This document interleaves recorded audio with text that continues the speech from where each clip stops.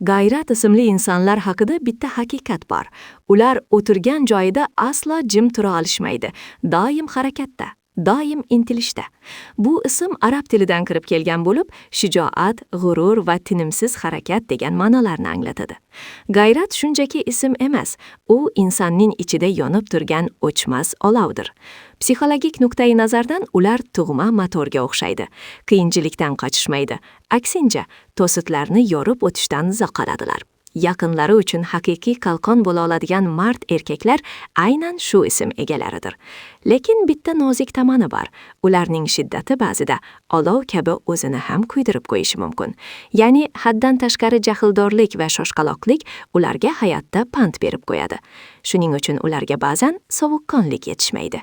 G'ayratlar sadoqatni hamma narsadan ustun qo'yishadi. Agar siz uning ishonchida kirdingizmi, demak sizning ortingizda tog'dek tayanch bor deb bilin. Bu videoni o'zining shijoati va energiyasi bilan barchani hayratga soladigan G'ayrat ismli do'stingizga yuboring. U buni albatta ko'rishi shart.